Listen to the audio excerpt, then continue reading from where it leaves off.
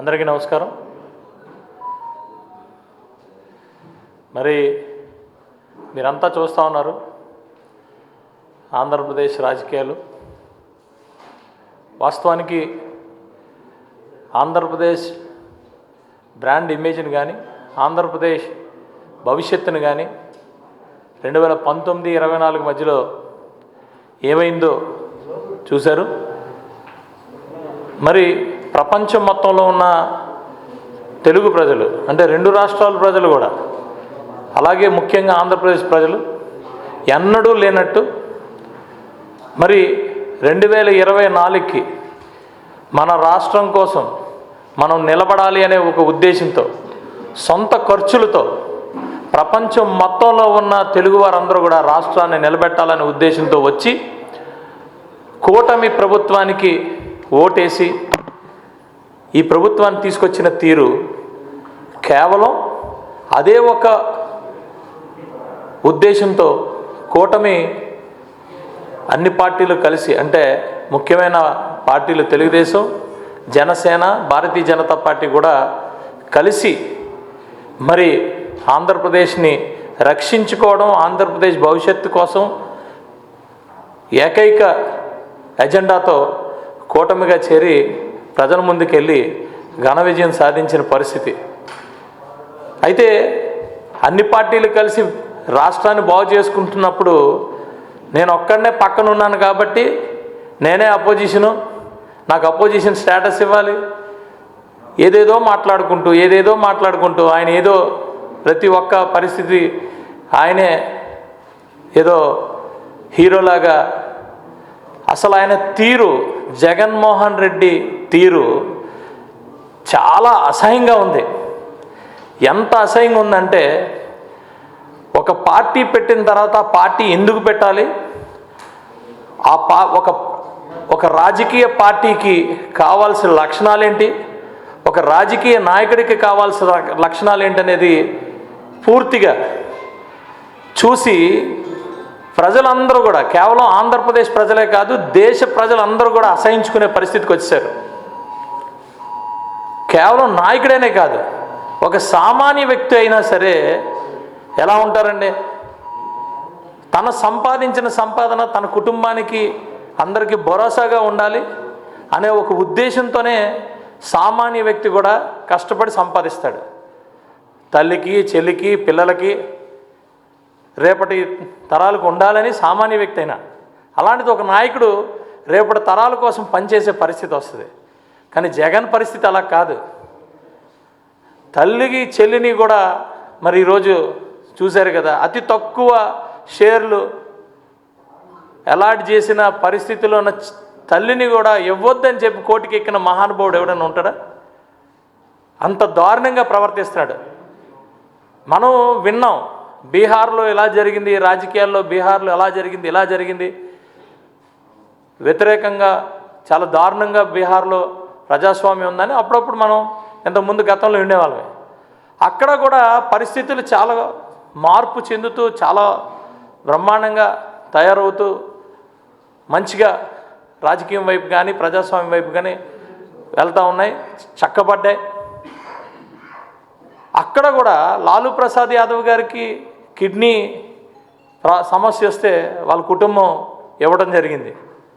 అంటే మీరు అర్థం చేసుకోవాలి మనం పరిస్థితులు ఎంత విచిత్రంగా ఆంధ్రప్రదేశ్లో ఉన్నాయో. అలాంటిది ఇక్కడ మరి చెల్లి ఆస్తులు, చెల్లిని బయటికి తోసేయటం, తల్లికి ఇచ్చిన షేర్లని ఇవ్వద్దని కోర్టులకి ఎక్కడం, ఆ వ్యక్తి ఈరోజు మరి మాట్లాడుతూ ఉంటే ఎలా ఉంటుందో ఆలోచించండి. అందుకనే ఆంధ్రప్రదేశ్ని ఈరోజు చూస్తే కొంచెం విచిత్రంగా కనబడతా ఉంది ఇప్పటికీ కూడా. మొన్నటి వరకు ఏమన్నాడు, ఈవీఎంల వల్ల మేము ఓడిపోయాము, ఈవీఎంలు ఇదైపోయింది, మరి బ్యాలెట్ పేపర్లు ఉంటే మేము గెలిచేద్దాం. మరి ఇదే బ్యాలెట్ పేపర్లు ఎమ్మెల్సీ ఎన్నికలైతే ఎప్పుడు రానంత మెజారిటీ, అంటే ఈవీఎంలలో ఎలాగైతే మెజారిటీలు వచ్చాయో మరి ఎప్పుడు రాని దేశంలోనే అంత మెజారిటీ ఈరోజు ఎమ్మెల్సీలకు కూడా బ్యాలెట్ పేపర్ల మీద కూడా ఇచ్చారు. అంటే అర్థం ఏంటి? ప్రజలు నిన్ను తిరస్కరిస్తున్నారు. అందులో ముఖ్యంగా చదువుకున్న వాళ్ళు, మేధావులు నిన్ను పూర్తిగా తిరస్కరిస్తున్నారు అనేది కదా అర్థం. మరి ఇక్కడ కూడా నువ్వు కామెంట్ చేస్తున్నావు రిగ్గింగ్ చేశారని. మరి నువ్వేమయ్యావు? నీకు పులివెందుల ప్రజలు నిన్ను ఎన్నుకున్నారు. పులివెందుల ప్రజలు ఎన్నుకొని దాని అర్థం ఏంటి? నేను ఫస్ట్ టైం ఎమ్మెల్యేని, నువ్వేమో ముఖ్యమంత్రి చేసినోడివి. నిన్ను పులివెందుల ప్రజలు పులివెందుల సమస్యల మీద గలం ఎక్కడిప్పాలి? ఎక్కడ నువ్వు పోరాటం చేయాలి? నిన్ను ఒక సభ్యుడిగా పంపించారు. ఫస్ట్ దానికే న్యాయం చేయట్లేదు నువ్వు. నిన్ను ఒక సభ్యుడిగా అసెంబ్లీకి పంపిస్తే ప్రజల కోసం అక్కడ మాట్లాడాల్సింది పోయి నువ్వేమో ఇంట్లో కూర్చొని ప్రెస్ మీట్లు పెట్టుకుంటున్నావు. అది ధర్మమేనా? అసలు నీ కేఆర్ఏ అంటే ఒక శాసనసభ్యుడికి ఉన్న బాధ్యతలు అవేనా? శాసనసభ్యుడిగానే నువ్వు ఫెయిల్ అయిపోయావు ఈరోజు. ఎంతసేపు చూస్తే నాకు ఒక 3 కార్లు కావాలి, నాకు గన్మెన్లు కావాలి, వాళ్ళు కావాలి, వీళ్ళు కావాలి, నాకు ఒక హంగు కావాలి, ఆర్భాటం కావాలి, వీటి కోసమే ప్రయత్నాలు ఎంతసేపు కూడా. నేను అంటున్నా, ఈరోజు ఎమ్మెల్సీలు కూడా గెలిచారు అంటే నువ్వు అర్థం చేసుకోవాలి ఇప్పటికైనా. ఇంతకుముందు గతంలో ఏం చేసావు? బూతులు తిట్టించావు, ఇష్టానుసారంగా బూతులు తిట్టించావు. ఆఖరికి సొంత చెల్లితో పాటు ఒక హీరోలతో పాటు సొంత చెల్లి మీద నీ సోషల్ మీడియాలోనే తిట్టించిన దాఖలాలు. ఇంతకన్నా దౌర్భాగ్యమైన పరిస్థితి ఎక్కడన్నా ఉందా? ఇంతకన్నా దౌర్భాగ్యమైన పరిస్థితి. సొంత బాబాయ్ హత్య ఇన్ని ఆరోపణలు ఉన్నప్పుడు అంతకన్నా దారుణమైన పరిస్థితి ఉందా? ఎంత నీచమైన నీచమైన స్థాయికి దిగజారిపోయి నువ్వు రాజకీయాలు చేస్తున్నావు. ఎంత నీచమైన స్థాయికి దిగజారిపోయి అంటే నువ్వు ఒక మాట మాట్లాడిస్తే మేము 100 మాట్లాడగలం. కానీ మా నాయకుడు మాకు కొన్ని విలువలు నేర్పాడు.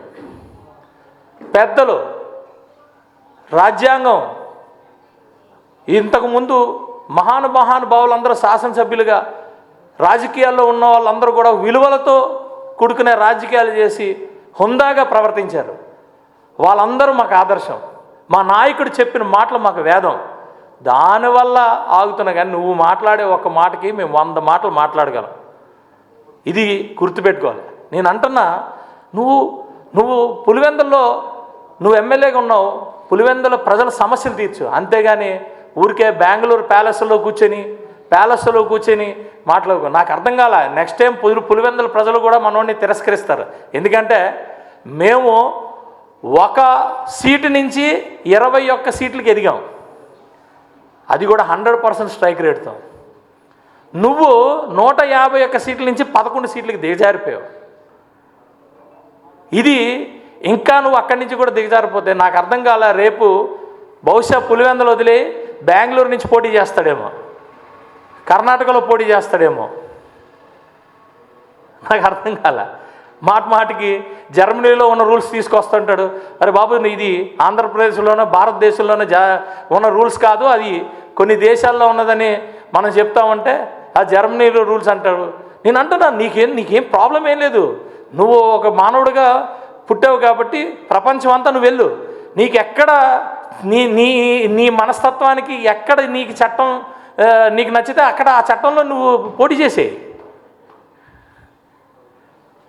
కాబట్టి నేను చెప్తున్నా, దయచేసి మేము కూడా మాట్లాడగలం.